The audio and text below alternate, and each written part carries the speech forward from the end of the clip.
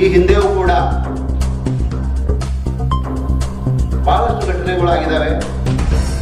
ಅದರಲ್ಲಿ ಭಾಲ್ಕಿ ತಾಲೂಕಿನ ಮಳತಾಪುರ ಗ್ರಾಮದಲ್ಲಿ ದಿನಾಂಕ 9/2/2024 ಸರ್ಕಾರದ ವತಿಯಿಂದ ನಡೆದಿರುವ ಸಂವಿಧಾನ ಜಾಗೃತಿ ಜಾಥಾ ಕೆಲವು ಕಿಡಿಗೇಡಿಗಳು ಅಡ್ಡಿಯನ್ನು ಉಂಟು ಮಾಡಿರ್ತಾರೆ ಸಂವಿಧಾನ ಜಾಥಾ ಜಾಗೃತಿಗೆ.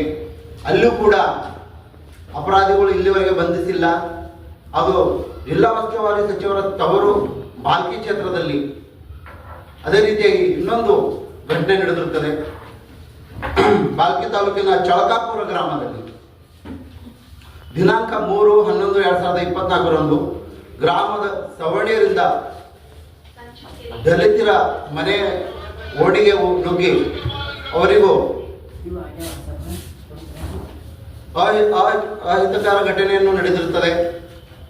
ಅಲ್ಲೂ ಕೂಡ ಸವರ್ಣಿಯರಿಂದ ದಲಿತರ ಮೇಲೆ ಹಲ್ಲೆ ಒಳಗಾದಾಗ ದಲಿತರ ಮೇಲೆ ಕೇಸ್ಗಳಾಗಿರ್ತವೆ, ಸುಳ್ಳು ಕೇಸ್ಗಳಾಗಿರ್ತವೆ. ಅದಾದ ನಂತರ ಪ್ರತಿದೂರು ಸವರ್ಣಿಯರಿಂದ ಅವರ ಮೇಲೂ ಕೂಡ ಕೇಸ್ಗಳು ದಾಖಲಾಗಿರ್ತವೆ. ಅಂಥ ಸಂದರ್ಭದಲ್ಲಿ ಜಿಲ್ಲಾಡಳಿತ, ಜಿಲ್ಲಾ ವರಿಷ್ಠಾಧಿಕಾರಿಗಳಾಗಲಿ, ಇಲ್ಲಿಂದ ಈ ಜಿಲ್ಲಾ ಉಸ್ತುವಾರಿ ಸಚಿವರಾಗಲಿ, ಇಲ್ಲಿರುವ MP ಅವರು ಹಾಗೂ ಸಂಬಂಧಪಟ್ಟ ಅಧಿಕಾರಿಗಳು ಕೂಡ ಯಾವುದೇ ರೀತಿಯಿಂದ ಅಲ್ಲಿ ಹೋಗಿ ಸ್ಪಂದಿಸೋದು ಮತ್ತೆ ಅದು ಕ್ರಮ ಕೈಗೊಳ್ಳುವಂತ ಆಗಿರಲ್ಲ. ಸುಮ್ಮನೆ ಕಾಟಾಚಾರಕ್ಕೆ ಹೋಗಿ ಅಲ್ಲಿ ಸಭೆಯನ್ನು ನಡೆಸ್ತಾರೆ, ಶಾಂತಿ ಸಭೆಯನ್ನು ಮಾಡ್ತಾರೆ. ಯಾವುದೇ ರೀತಿಯಾಗಿ ಅಲ್ಲಿ ಯಾರಿಗೆ ಬಂಧಿಸೋದಾಗ್ಲಿ, ತಪ್ಪಿತರ ವಿರುದ್ಧ ಕ್ರಮ ಕೈಗೊಳ್ಳೋದಾಗ್ಲಿ ಆಗ್ತಾ ಇಲ್ಲ. ಈ ಹಿಂದೆ ಬಹಳಷ್ಟು ಭಾಲ್ಕಿ ತಾಲೂಕಿನಲ್ಲಿ ಘಟನೆಗಳು ಮುಂದುವರ್ಕೊಂಡು ಹೋಗ್ತಾ ಇದ್ದಾವೆ. ಆದರೂ ಕೂಡ ಇಲ್ಲಿರುವ ಜಿಲ್ಲಾಡಳಿತ ಆಗಲಿ, ಜಿಲ್ಲಾ ಉಸ್ತುವಾರಿ ಸಚಿವರಾಗಲಿ ಯಾವುದೇ ಒಂದು ಘಟನೆಗೆ ಸ್ಪಂದಿಸುವಂತ ಅಥವಾ ನ್ಯಾಯ ದೊರಕಿಸ್ಕೊಡುವಂತ ಅವರ ಹತ್ರ ಅದು ಅರ್ಹತೆ ಇಲ್ಲ. ಅವರಿಗೆ ಕೂಡಲೇ ರಾಜ್ಯ ಸರ್ಕಾರ ಸಚಿವ ಸ್ಥಾನದಿಂದ, ಸಂಪುಟದಿಂದ ಕೈ ಬಿಡಬೇಕು.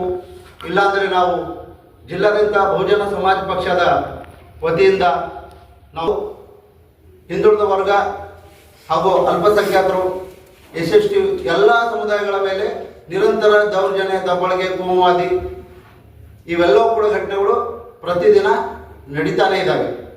ಇದಕ್ಕೆ ನಾವು ತೀವ್ರವಾಗಿ ಬಹುಜನ ಸಮಾಜ ಪಕ್ಷ ಬೀದರ್ ಜಿಲ್ಲಾ ಘಟಕದ ವತಿಯಿಂದ ತೀವ್ರವಾಗಿ ಇದನ್ನು ಖಂಡಿಸ್ತೀವಿ.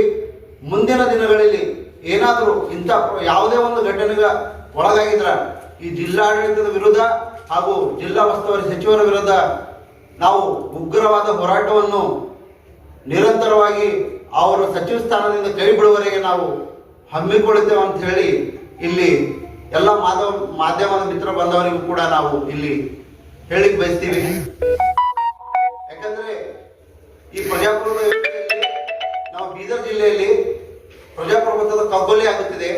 ಹೀಗಿರುವಾಗ ಇಲ್ಲಿರುವ ಸಚಿವ, ಉಸ್ತುವಾರಿ ಸಚಿವ ಯಾವುದೇ ಕಾರಣಕ್ಕೂ ಈ ಆಡಳಿತ ವ್ಯವಸ್ಥೆ ಅವರ ಕೈಗೊಂಬೆಯಾಗಿ ಕೆಲಸ ಮಾಡ್ತಾ ಇದೆ, ಸರಿಯಾದ ರೀತಿಯಲ್ಲಿ ಕಾರ್ಯನಿರ್ವಹಿಸ್ತಾ ಇಲ್ಲ. ಇದನ್ನು ನಾವು ಬಹುಜನ ಸಮಾಜ ಪಕ್ಷದ ನಮ್ಮ ರಾಜ್ಯ ನಾಯಕರುಗಳು ಹಾಗೂ ನಮ್ಮ ಜಿಲ್ಲಾ ಪ್ರಧಾನ ಕಾರ್ಯದರ್ಶಿಗಳು ಹಾಗೂ ನಮ್ಮ ಅದರಲ್ಲಿ ಎಲ್ಲ ಅಭಿವೃದ್ಧಿ ಪರ ಯೋಜನೆಗಳನ್ನು ನಾವು ಹಮ್ಮಿಕೊಂಡಿದ್ದೇವೆ ಅಂತ ಹೇಳ್ತಾ ಇದ್ದಾರೆ. ಇದು ಅಧಿಕಾರಿಗಳಿಗೆ ನಾವು ಕೇಳಕ್ ಹೋದಾಗ ಇನ್ನ ನಮ್ಮ ಕಡೆ ಸ್ಪಷ್ಟವಾದ ಮಾಹಿತಿ ಬಂದಿಲ್ಲ, ಇನ್ನ ನಮ್ಮ ಕಡೆ ಬಜೆಟ್ ಇಲ್ಲ ಅಂತ ಹೇಳ್ತಾರೆ. ಪತ್ರಿಕೆ ಮುಖಾಂತರ ಒಂದು ಹೇಳಿಕೆ ಆಗ್ತದೆ. ಪ್ರೆಸೆಂಟ್ ಆಗಿ ನಾವು ನೋಡಕ್ ಹೋದಾಗ ಇನ್ನ ಬಜೆಟ್ ಬರೋದಿದೆ, ಪ್ಲಾನ್ ಎಲ್ಲ ರೆಡಿ ಆಗಿದೆ, ಕೆಲವು ದಿನದಲ್ಲಿ ಬಂದ ಮೇಲೆ ನಾವು ಸ್ಟಾರ್ಟ್ ಮಾಡ್ತೀವಿ ಅಂತ ಹೇಳ್ತಾ ಇದ್ದಾರೆ.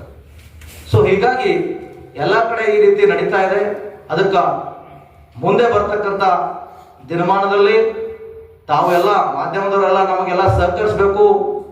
ಯಾಕಂದ್ರೆ ತಾಲೂಕು ಪಂಚಾಯತ್, ಜಿಲ್ಲಾ ಪಂಚಾಯತ್ ಚುನಾವಣೆ ಬಹಳ ಇರೋದ್ರಿಂದ ತಮಗೆ ನಮ್ಮರ ವಿನಂತಿ ಏನದ ಅಂತಂದ್ರೆ, ತಾವು ಎಲ್ಲರ ಅಧಿಕಾರವನ್ನು ನೋಡಿದಿರಿ. ಸುಮಾರು 1950ರಿಂದ 2024ರವರೆಗೆ ಎಲ್ಲಾ ಸರ್ಕಾರಗಳು ನೋಡ್ರಿ, ಕಾಂಗ್ರೆಸ್ದವ್ರು ನೋಡ್ರಿ, ಬಿಜೆಪಿದವ್ರು ನೋಡ್ರಿ, ದಳದವ್ರು ನೋಡ್ರಿ, ಇಷ್ಟೆಲ್ಲ ಪಕ್ಷಗಳಲ್ಲಿ ಇಲ್ಲಿ ಜಾಸ್ತಿ ಯಾರಾದ್ರ ಮೇಲೆ ಶೋಷಣೆ ನಡೀತದ ಅಂತಂದ್ರೆ ಅದು ದಲಿತರು ಮತ್ತು ಹಿಂದುಳಿದ ವರ್ಗದವರು, ಧಾರ್ಮಿಕ ಅಲ್ಪಸಂಖ್ಯಾತರ, ವಿಶೇಷವಾಗಿ ಮತ್ತು ಮುಸಲ್ಮಾನರ ಮೇಲೂ ನಡೀತಾ ಇದೆ. ಇದು ನಮ್ಮ ಜಿಲ್ಲೆಗೆ, ನಮ್ಮ ಲೋಕಸಭಾ ಕ್ಷೇತ್ರದ ವ್ಯಾಪ್ತಿಯಲ್ಲಿ ಸುಮಾರು 5 ಲಕ್ಷ ಮನೆಗಳು ಇನ್ನ ಗುಡಿಸಲು ಮನೆಗಳವ. ಗುಡಿಸಲು ಮುಕ್ತ ಕರ್ನಾಟಕ ರಾಜ್ಯ ಮಾಡ್ತೀವಿ ಅಂತ 2013 ಆದೇಶ ಮಾಡ್ಯಾರ ಸನ್ಮಾನ್ಯ ಮುಖ್ಯಮಂತ್ರಿಗಳು ಸಿದ್ದರಾಮಯ್ಯನವರು. ಆದರೂ ಕೂಡ ಇನ್ನ ಗುಡಿಸಲು ಮುಕ್ತ ನಮ್ಮ ಜಿಲ್ಲೆ ಆಗಿಲ್ಲ. ಅದ್ರ ಜೊತೆಯಲ್ಲಿ ಎಲ್ಲ ವಿಧಾನಸಭಾ ಕ್ಷೇತ್ರದಲ್ಲಿ ನೋಡ್ಕೊಂಡು ಬಂದಾಗ ಇನ್ನ ಶಂಶಾನ ಭೂಮಿ ವ್ಯವಸ್ಥೆ ಆಗಿಲ್ಲ. ದಲಿತರ ಜನರಿಗೆ ಶಂಶಾನ ಭೂಮಿ ಇಲ್ಲ, ಧಾರ್ಮಿಕ ಅಲ್ಪಸಂಖ್ಯಾತರಿಗೆ ಶಂಶಾನ ಭೂಮಿ ಇಲ್ಲ, ST ಸಮುದಾಯದವರಿಗೆ ಶಂಶಾನ ಭೂಮಿ ಇಲ್ಲ. ಆಮೇಲೆ ಅಲ್ಲಿರ್ತಕ್ಕಂಥ ಹಿಂದುಳಿದ ವರ್ಗದವರಿಗೆ, ಮುಸಲ್ಮಾನರಿಗೆ ಎಲ್ಲ ಶಂಶಾನ ಭೂಮಿ ಇಲ್ಲ. ಇದು ಎಲ್ಲ ನಾವು ಪ್ರಾಮಾಣಿಕವಾಗಿ ಎಲ್ಲ ವಿಧಾನಸಭಾ ಕ್ಷೇತ್ರವಾರು ವಿಸಿಟ್ ಮಾಡಿದ್ವಿ. ಅಲ್ಲಿ ಒಂದಲ್ಲ ಒಂದು ಸಮಸ್ಯೆ, ಒಂದಲ್ಲ ಒಂದು ಸಮುದಾಯಗಳಿಗೆ ಸಮಸ್ಯೆ ಇದ್ದೇ ಇರುತ್ತದೆ. ಸೊ ಇದನ್ನು ಕೂಡ ಸನ್ಮಾನ್ಯ ಮುಖ್ಯಮಂತ್ರಿಯವರು ಗಮನದಲ್ಲಿಟ್ಟುಕೊಂಡು ಈ ಬೀದರ್ ಲೋಕಸಭಾ ಕ್ಷೇತ್ರದ ವ್ಯಾಪ್ತಿಯಲ್ಲಿ ಬರ್ತಕ್ಕಂಥ ಎಲ್ಲ ಹಳ್ಳಿಗಳಿಗೆ ಖುದ್ದಾಗಿ ತಮ್ಮ ಶಾಸಕರ ಮುಖಾಂತರ ಪರಿಶೀಲನೆ ಮಾಡಿ ಅಲ್ಲಿರ್ತಕ್ಕಂಥ SC ಮತ್ತು STಗಳು, OBCಗಳು, ಧಾರ್ಮಿಕ ಅಲ್ಪಸಂಖ್ಯಾತರು, ಈ ಎಲ್ಲ ಸಮುದಾಯಗಳಿಗೆ ಮಶಾನ್ ಭೂಮಿ ವ್ಯವಸ್ಥೆ ಮಾಡಿಸ್ಕೊಡ್ಬೇಕು. ಅಲ್ಲಿರ್ತಕ್ಕಂಥ ಜನರಿಗೆ ಸ್ವಾಭಿಮಾನದಿಂದ ಬದುಕಲಿಕ್ಕೆ ಅವರದೇ ಆದ ಒಂದು ಸಮುದಾಯ ಭವನ ಮಾಡಿಸ್ಕೊಡ್ಬೇಕು. ಯಾಕಂದ್ರೆ SCP TSP ಇಷ್ಟೊಂದು ಕೋಟಿಗಟ್ಟಲೆ ಹಣ ಇದ್ರೂ ಕೂಡ ಯಾವುದೇ ಈ ರೀತಿ ನಡೀತಾ ಇಲ್ಲ. ಅದಕ್ಕಾಗಿ ನಾವು ಬಹುಜನ ಸಮಾಜ ಪಕ್ಷ ವತಿಯಿಂದ ಇದು ಖಂಡಿಸ್ತಾ ಇದ್ದೇವೆ. ಮುಂದೆ ಬರ್ತಕ್ಕಂಥ ದಿನಮಾನದಲ್ಲಿ ತಾವು ಎಚ್ಚೆತ್ತುಕೊಂಡು ಇದು ಎಲ್ಲ ಯೋಜನೆಯ ಹಣವನ್ನು ಒಳ್ಳೆ ರೀತಿಯಿಂದ ನಮ್ಮ SC ST ಅಭಿವೃದ್ಧಿಗೆ ಬಳಸಬೇಕಂತ ಹೇಳಿ ನಾವು ಇಲ್ಲಿಂದ ಆಗ್ರಹಿಸ್ತಾ ಇದ್ದೇವೆ.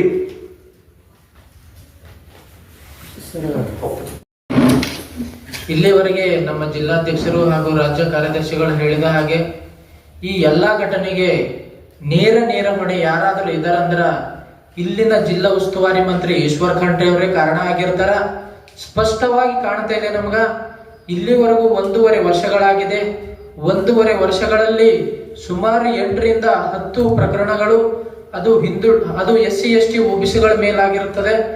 ಇದನ್ನು ಪರಿಗಣಿಸದೆ ಅವ್ರು ಯಾಕೆ ಈ ತರ ಮಾಡ್ತಾ ಇದಾರೆ ಅಂತ ನಮಗ್ ಗೊತ್ತಾಗ್ತಾ ಇಲ್ಲ. ಬರೀ SC STಗಳ ಮತಗಳನ್ನು ತಗೊಂಡು ಭಾಲ್ಕಿ ತಾಲೂಕಿನಲ್ಲಿ ನೀವು ನೋಡ್ರಿ, ಯಾವಾಗ ಅವ್ರು ಎಲೆಕ್ಷನ್ ನಿಂತು ಗೆದ್ದಿದಾರ. ಎಲ್ಲಾ ದಲಿತರ ಓಟ್ಗಳಿಂದ, ಮುಸಲ್ಮಾನ್ ಓಟ್ಗಳಿಂದಾನೆ ಅವ್ರು ಲೀಡಲ್ಲಿ ಬಂದು ಗೆದ್ದಿದಾರ. ಮತ್ತೆ ಕೂಡ ಪುನಃ ಈ ಜಿಲ್ಲಾದ ಉಸ್ತುವಾರಿ ಮಂತ್ರಿಗಳು ಈ ಪ್ರಕರಣಗಳಿಗೆ ನೇರವಣೆಯಾಗಿರ್ತಾರ. ಇಡೀ ಜಿಲ್ಲಾಡಳಿತವನ್ನ ಅವ್ರ ಹತೋಟಿಯಲ್ಲಿ ಇಟ್ಕೊಂಡು ಜಿಲ್ಲಾ ಅಡ್ಮಿನಿಸ್ಟ್ರೇಟಿವ್ ಅನ್ನ ಅವ್ರ ಕೈಗೊಂಬೆ ಕೆಲಸ ಮಾಡ್ತಾ ಇದೆ ಇದು ಜಿಲ್ಲಾಡಳಿತ. ನಾವು ಈ ವೇದಿಕೆ ಮುಖಾಂತರ ತಮ್ಮ ಸಹೋದರ ಪತ್ರಿಕಾ ಮುಖಾಂತರ ನಾವು ಸಿದ್ದರಾಮಯ್ಯ ಮುಖ್ಯಮಂತ್ರಿಗಳಿಗೆ ಮನವಿ ಮಾಡ್ಕೊಂಡ ನಂತರ ಇಂಥವು ಬೇಜವಾಬ್ದಾರಿ ಮಿನಿಸ್ಟರ್ ಅನ್ನ ತಾವು ತಪ್ಪಿಸ್ತರ ಕೈ ಬಿಡಬೇಕು. ಬೇಜವಾಬ್ದಾರಿಯಿಂದ ಇವ್ರು ಕೆಲಸ ಮಾಡ್ತಾ ಇದಾರ. ಹಾಗಾಗಿ ನಿಮ್ ಮಂತ್ರಿ ಮಂಡಲದಿಂದ ಇವ್ರು ಕೈ ಬಿಡಬೇಕು. ಇವರು ರಾಜೀನಾಮೆ ತಗೊಂಡು ಒಳ್ಳೆಯವರಿರ್ತಕ್ಕಂಥ ಮಂತ್ರಿಯನ್ನ ಕೊಟ್ಟಿ ಪ್ರಜಾಪ್ರಭುತ್ವದ ಕಗ್ಗೊಲೆ ಮಾಡ್ತಾ ಇದ್ದಾರೆ ಈಶ್ವರ್ ಖಂಡ್ರೆ ಅವರು ನಮ್ಮ ಜಿಲ್ಲೆಯಲ್ಲಿ. ಹಾಗಾಗಿ ಪ್ರಜಾಪ್ರಭುತ್ವ ಉಳಿಸ್ಲಕ್ಕ ತಮ್ಮ ಗಮನಕ್ಕೆ ನಾವು ಮುಖ್ಯಮಂತ್ರಿ ಗಮನಕ್ಕೆ ತರ್ತಾ ಇದ್ದೀವಿ.